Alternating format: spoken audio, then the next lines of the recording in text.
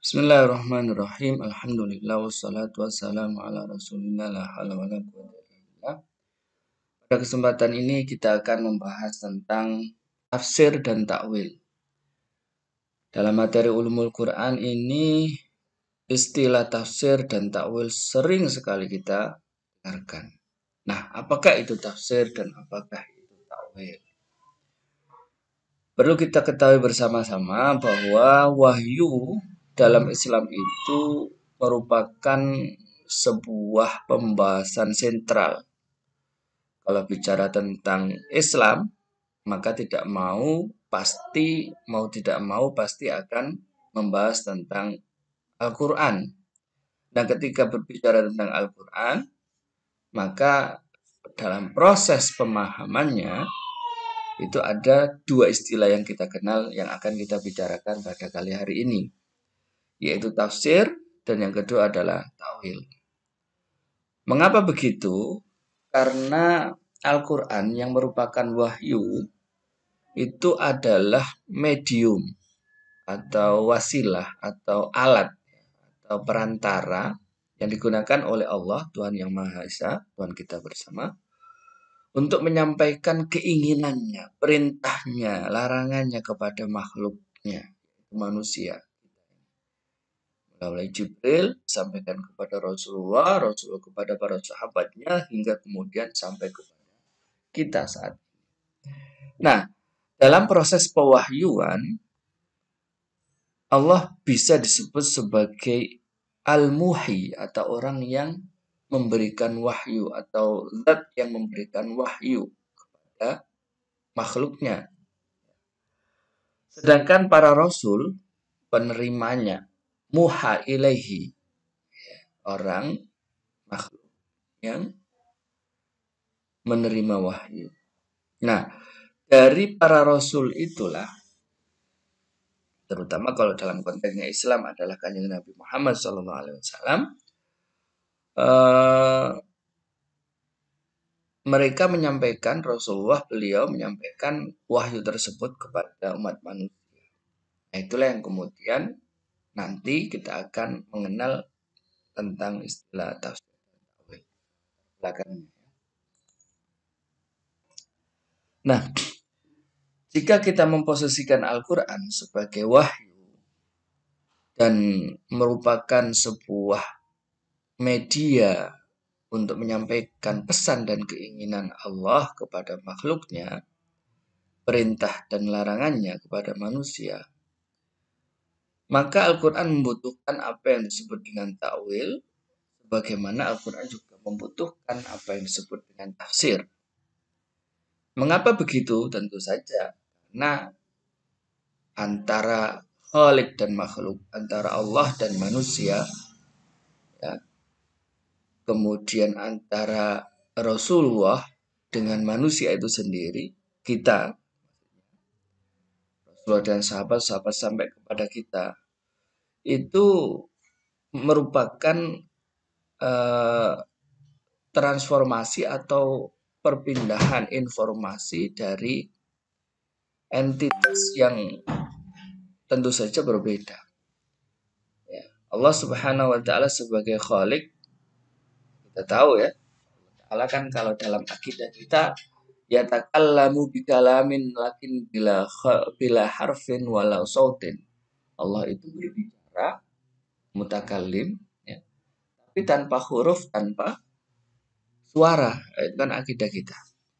Sampai kemudian lahirlah Al-Quran, dituliskan atau yang menggunakan bahasa Arab itu kemudian dituliskan dengan huruf Arab itu.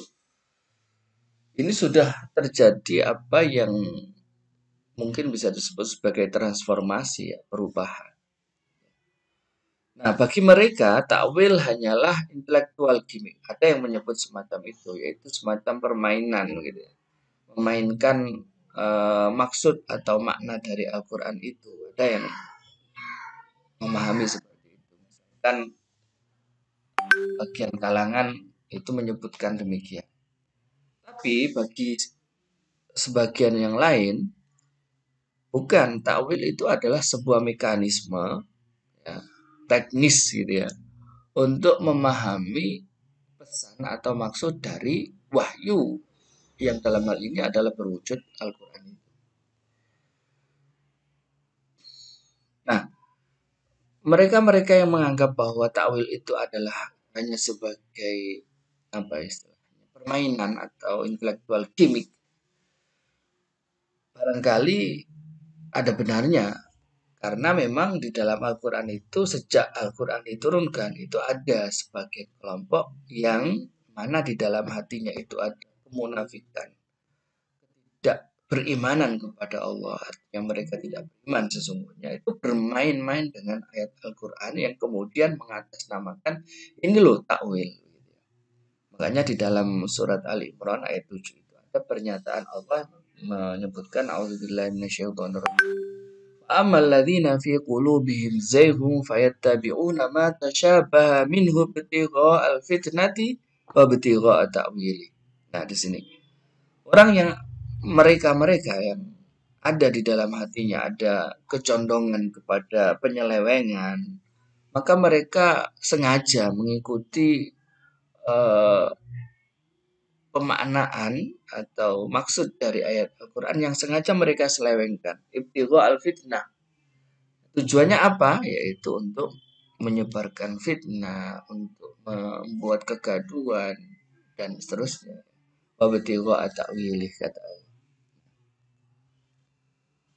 Oleh karena itu, pada zaman dahulu ada seorang ulama yang bernama Abu Ubaidah, wafat pada tahun 230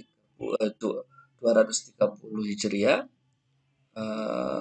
Beliau mengatakan bahwa tafsir dan takwil adalah dua istilah yang menunjukkan maksud yang sama.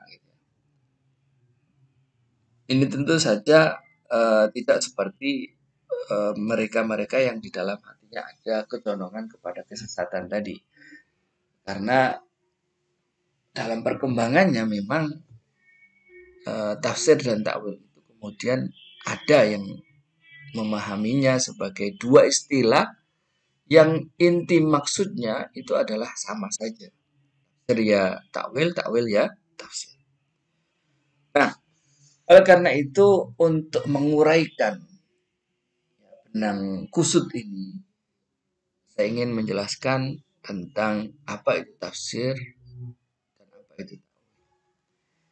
Tafsir dapat dikembalikan kepada dua kata sebenarnya. Kalau kita lihat dari kajian kebahasaannya atau lughatan min haitsul lughah, ya, dari segi etimologinya, akar kata dan perkembangan kata tafsir itu sendiri, itu bisa kita ambil dari kata fasaro, ya, dengan huruf fa di depan, fa sin ro. Yang kalau pernah mengaji tasrif, maka itu kemudian dirubah menjadi sulasi mazid rubai menjadi fassaro yufassiru tafsiran.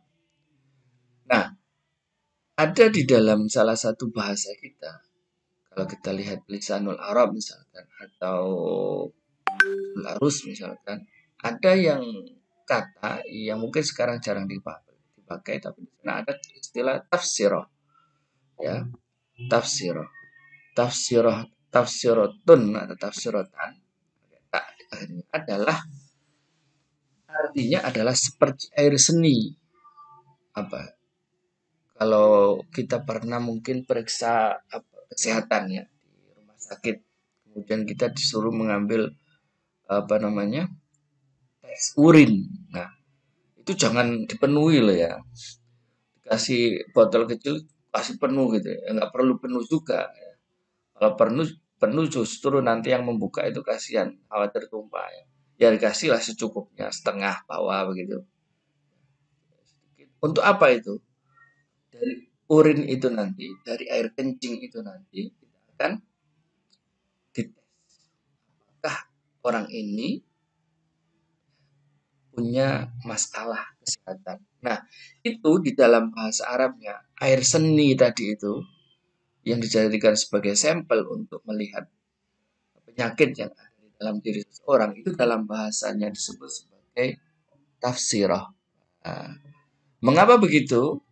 Tentu saja ini kita bisa tarik sedikit pemahaman bahwa karena air seni itulah yang kemudian memberikan penjelasan tentang kondisi sang pasien. Begitu juga tafsir ya. Tafsir Al-Quran, tafsir itu adalah memberikan penjelasan terhadap kondisi atau terhadap ayat Al-Quran. Makanya disebut tafsir. Nah, ada juga yang mengaitkan kata tafsir ini dengan kata-kata safaro. Sin dulu. Jadi kalau yang pertama tadi fasaro, kalau yang kedua ini mengaitkannya dengan kata safaro, safar, pergi ya. Musafir termasuk di antara kata-kata yang muncul dari musafir. Ya, musafir. Nah, ini kalau dalam Kitabul Ain, Imam Khalil menyebutnya sebagai istiqab atau istiqab yang kolbi, istiqab yang membalikkan huruf. Juhrun, hajarun, juhrun, jim, ha'ro. Kemudian bisa juga kita membentuk hak, jim, ro, hajar. Atau seterusnya ya. Itu namanya istiqab yang membalik. Ya, kayak ini kata safaro dengan fa, sa, ro. Safaro. Nah, ada keterkaitan makna memang. Ya, keterkaitan makna. Misalkan kata safaro kita tahu artinya apa? Pergi. Di jauh itu safar. Nah, kata safar, mengapa kemudian dikaitkan dengan kata fasaro atau tafsiro? Karena di dalam kondisi orang sedang melakukan perjalanan jauh, itu akan terungkap watak dan karakter dari seseorang. Makanya ada salah satu trik untuk melihat watak asli dari seseorang itu bagaimana caranya. Salah satunya adalah ajak dia bepergian yang jauh, kira-kira dia sudah jauh dari keluarganya, dari orang-orang dekatnya, maka dari situlah, saat itulah, kemudian orang tersebut akan kelihatan wataknya seperti apa. Apakah dia penakut, apakah dia mudah menolong orang, ataukah dia orang yang punya empati tinggi, itu akan kelihatan ketika seseorang sedang dalam keadaan bepergian yang jauh. Nah, karena itulah kemudian safar, bepergian ini dianggap sebagai alat untuk menjelaskan watak seseorang, karakter seseorang. Sebagaimana tafsir ya, yang dalam kaitan pembahasan kita kali hari ini dijadikan sebagai alat untuk menjelaskan Al-Quran. Nah itu. Baik, jadi kata tafsir dalam Al-Quran hanya disebut di dalam satu ayat, hanya satu kali disebutnya. Kata tafsir. Tawil lebih dari satu. Tapi kalau tafsir itu memang hanya satu kali. La ya'tunaka bimatsalin illa ji'naka bil haqqi wa ahsana tafsira. Mereka orang-orang kafir itu tidak akan mendatangkan, membawa dengan suatu perumpamaan yang aneh. Artinya mereka itu kalau membuat perumpamaan-perumpamaannya aneh. Wala ya'tunaka bimatsalin illa ji'naka bil haqqi wa ahsana tafsira. Tetapi Allah memberikan perumpamaan, memberikan penjelasan kepada Rasulullah, kepada manusia, maka perumpamaan dan penjelasan itu dibuat oleh Allah Subhanahu wa taala sebagai penjelasan yang hak, sebagai penjelasan yang bagus, yang ahsana tafsir. Ya. Baik. Nah, itu dari segi bahasa tafsir. Sekarang takwil. Kata takwil diambil dari dua akar kata. Yang pertama dari kata awal, aul ya. Aul, hamzah, wawu, lam. Alif, wawu atau hamzah, wawu, lam. Kedua bisa juga diambil kemungkinan dari kaitannya dengan kata ialah. Alif, ya, lam, ha. Kata aul dalam bahasa Indonesianya berarti kembali. Kembali. Seakan-akan orang yang mentakwil adalah orang yang ingin mengembalikan teks kepada makna-maknanya yang ada, makna-makna ayat yang ada di dalam Quran itu sendiri. Jadi ini tidak sesuai dengan asumsi sebagian orang tadi yang orang-orang munafik yang di dalam hatinya ada penyakit. Jadi di mana mereka melakukan takwil itu justru untuk menyelewengkan ayat. Tapi kalau dari kata aul itu sendiri sebenarnya justru aul itu adalah mengembalikan makna ayat kepada kandungan aslinya, menyelewengkan. Nah, sedangkan kata ialah dalam bahasa Indonesia menunjukkan arti siasah atau mensiasati atau memanage, mengatur. Itu katanya. Kata tawil dalam Al-Quran disebut sebanyak 17 kali dalam surat Al-Imran, An-Nisa, Al-Kahfi, Al-Araf, Yunus. Jadi tidak satu kali seperti kata tawil tadi. Nah, sekarang kita akan coba melihat perbedaan antara takwil dan tafsir.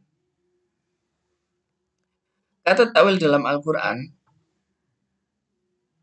itu ada disebutkan misalkan di dalam firman Allah fa'amal ladzina fi qulubihim zayghun fayattabi'una ma tashabaha minhum tighaa'al fitnati wa tigha'a ta'wili. Kata takwil di sini oleh sebagian mufasir disamakan. Takwil di sini maksudnya adalah tafsir. Tapi di dalam ayat yang lain misalkan takwil itu bisa diartikan sebagai balasan dan resiko yang diberikan oleh Allah di hari kiamat kepada manusia yang berbuat baik atau berbuat buruk. Jadi kan takwil itu juga ada dalam Al-Quran, dimaknai, ditafsirkan, atau maknanya itu ada yang bermakna balasan dari Allah. Hal yang dzuruna illa ta'wilah. Apakah mereka menunggu kecuali balasannya? Yauma ya'ti ta'wiluhu, pada hari kiamat di mana datang balasan untuk dirinya, yaqulul ladzina nasuhu, orang yang melupakan amal perbuatannya saat di dunia, mereka akan menyadari apa yang pernah dulu dia takwiluh ya di sini ada takwiluhu, yauma ya'ti ta'wiluhu ini diartikan sebagai balasan.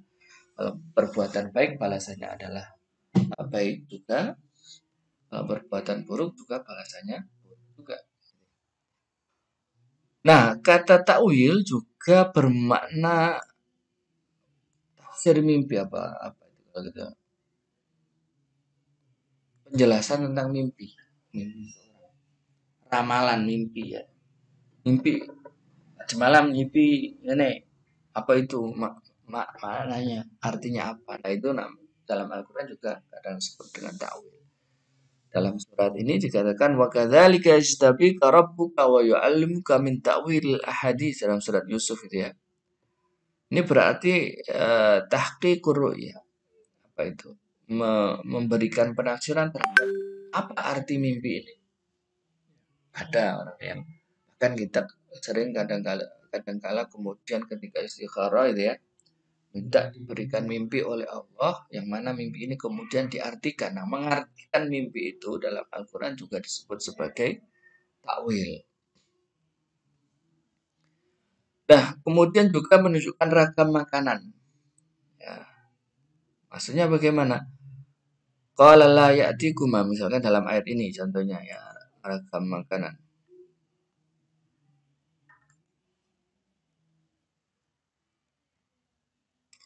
Qala la ya'tikuma ta'amun turzaqanihi illa nabba'tukuma bita'wilihi. Nah, tidak datang kepada kalian berdua ta'amun makanan yang merupakan rezeki itu, kecuali saya akan menjelaskan tentang makanan itu. Artinya saya akan menyebutkan jenis makanan itu apa. Tahu.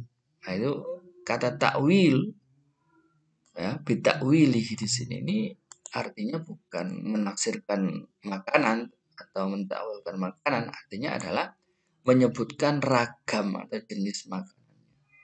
Ya. Nah, ketiga tindakan Khidir merubangi perahu, membunuh anak kecil dan membangunkan tembok yang disaksikan oleh Nabi Musa merupakan sesuatu yang menjadi pertanyaan besar bagi Musa, bahkan dipandang sebagai perbuatan yang bertentangan dengan jiwa hamba sahih. Karena itulah Nabi Musa kemudian memprotesnya dan tidak sabar sebagaimana kesepakatan yang dibuatnya bersama Nabi Musa. Ini kan ceritanya ketika dalam surat itu ya, namanya surat Kahfi ya. Nah itu qala la ya'tikum ta'amun turzaqanihi illa nabba'tukum ma bita'wilihi. Gitu ya. Berikutnya takwil sering diidentikan juga dengan ilmu laduni. Nah, ini yang apa namanya kaitannya dengan Nabi Khidir ya. Karena di dalam cerita itu karena Nabi Khidir bisa selalu atau sangat sering diidentikan dengan ilmu laduni ya. Ilmu laduni. Bahkan dulu saya pernah di pesantren itu waktu awal-awal mondok di pesantren ya.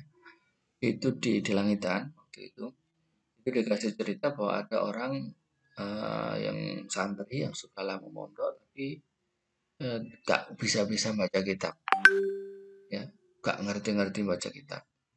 Sampai kemudian dia Cirakat Riyadhah ya, membaca wirid apa begitu, ingin kemudian bertemu dengan Khidir, Nabi Khidir agar dia diberikan ilmu laduni. Nah,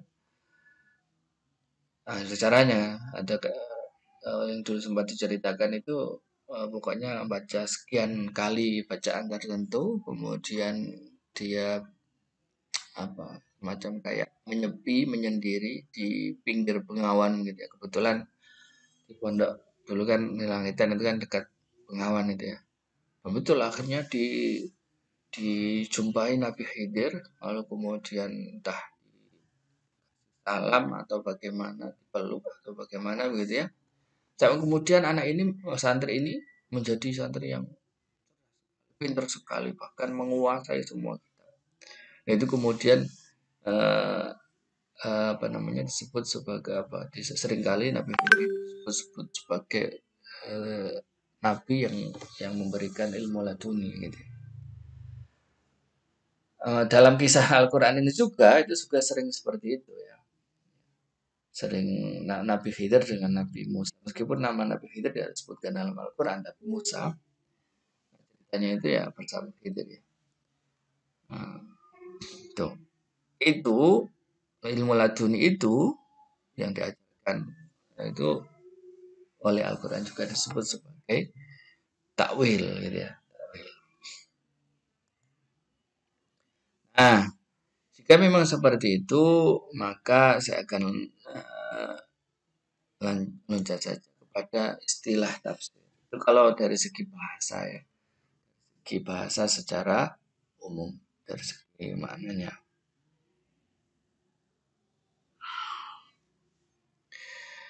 Nah, pertama penjelasan suatu lafadz ini pengertian ya. Kalau tadi kan dari segi apa etimologi dari segi bahasanya. Haitsul lughah. Wa min haitsul istilah, istilahnya para ulama ulumul Quran, apa itu tafsir? Tafsir adalah penjelasan suatu lafadz yang hanya mengandung atau memiliki satu penafsiran. Tafsir hanya terbatas pada ittiba dan sima yang dinukil. Sedangkan takwil tidak. Jadi kalau ada kemungkinan lafadz ini mempunyai dua makna, maka itu bukan disebut tafsir, tapi takwil. Kemudian yang kedua itu ada menyebutkan bukan dari segitunya. Tafsir itu oh, apa kata Nabi, apa kata para sahabat, kemudian kita sampaikan kembali, itulah yang disebut dengan tafsir. Tafsir ada juga yang memberikan pengertian yang namanya tafsir itu adalah ilmu tentang turunnya ayat, surat, tentang kisah-kisah, tentang isyarat-isyarat dalam Al-Quran, Makkiyah Madaniyah, Mutasyabih, Nasib Mansukh, dan seterusnya. Mutlak Muqayyad, ya, Mujmal Mubayyan, itu disebut sebagai tafsir. Nah, apa yang bisa kita tarik kesimpulan dari definisi-definisi di atas? Bahwa tafsir digunakan pada suatu teks yang jelas, baik dengan perangkat riwayat atau tinjauan bahasa, atau dengan menggunakan kedua-duanya. Setidaknya begini, jadi dari beberapa pengertian tafsir tadi itu, apa sih tafsir itu? Tafsir itu adalah penjelasan tentang ayat Al-Quran, di mana ayat Al-Qurannya ini tidak punya potensi untuk bermakna ganda, untuk dimaknai yang lain. Ya, namanya tafsir. Atau sudah ada riwayatnya, yang mana riwayatnya sangat jelas sekali. Ya, maka itulah yang disebut sebagai tafsir. Nah, apa sekarang takwil menurut istilahnya para ulama ulumul Quran? Mas Suyuti menyebutkan setidaknya 8 definisi atau tarif tentang takwil. Yang mana ini bisa disederhanakan menjadi 2 macam.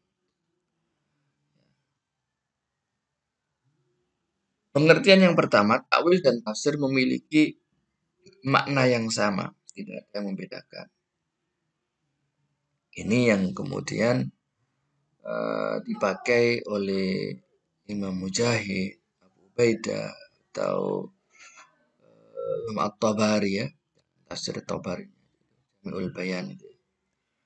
Makanya kemudian kalau kita membuka kitab tafsir Tabari, maka di sana selalu mengatakan beliau at-ta'wil fi qouli ta'ala. At-ta'wil fi qouli ta'ala, kemudian Imam At-Tabari menjelaskan.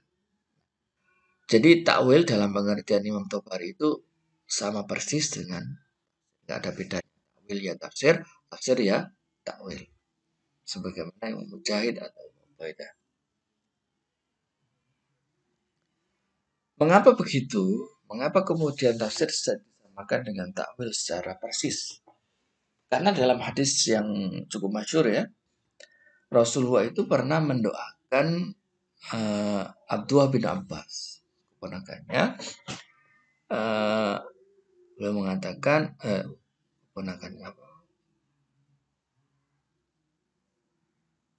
Ya Allah, jadikanlah dia Ibnu Abbas ini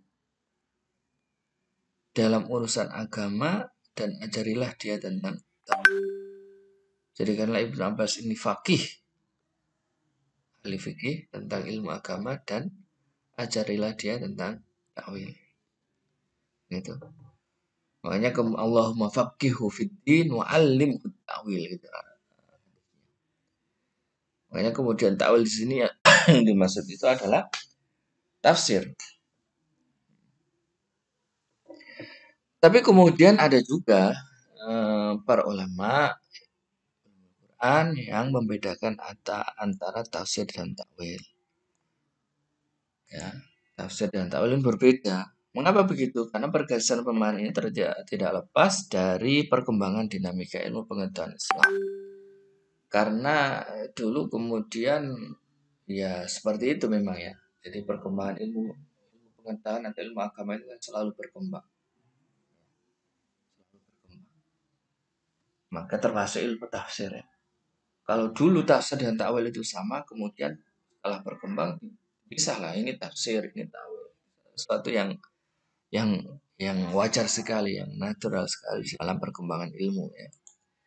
Nah, rasa takut dalam menafsirkan Al-Quran dengan nalar, terutama ayat-ayat mutasyabihat, mulai terkikis dengan ditandai dengan munculnya sekte-sekte dalam tubuh. Jadi tafsir itu kemudian takwil, ya. Takwil itu kemudian menjadi sesuatu yang semakin tidak ada dalam Al-Quran. Apa? Karena sudah mulai ada yang menafsirkan mutasyabih. Dalam surat Al-Imran ayat 7 itu kan Wa ma ya'lamu ta'wilahu illallahu warasihun. Kan? Itu kemudian warasihun ini termasuk adalah para ulama yang menafsirkan atau mentakwilkan ayat-ayat mutasyabihat seperti yadullah ditafsirkan dengan kudratullah, ya. Ar-Rahmanu al-arsyistawa diartikan dengan istawa, artinya istaula, menguasai, dan seterusnya. Itu penafsiran-penafsiran yang dalam kategori ini itu sesungguhnya adalah bukan tafsir tapi takwil, ya. Terutama ketika sudah mulai muncul sekte-sekte Mu'tazilah, Asy'ariyah, Maturidiyah, Jabariyah, Qadariyah, ya. Kemudian ada belakangan, kalau bisa disebut sekte Wahabiyah yang mengingkari takwil dan seterusnya, itu ya.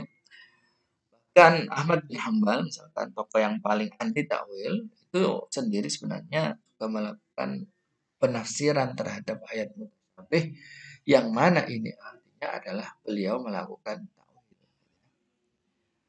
Di antaranya adalah wajah rabbuka wal malaku soffan soffa, wajah rabbuka, dan datang Tuhanmu. Datang, Tuhan datang itu apakah berjalan, apa naik apa gitu. Datang apa yang Anda bayangkan tentang Tuhan datang.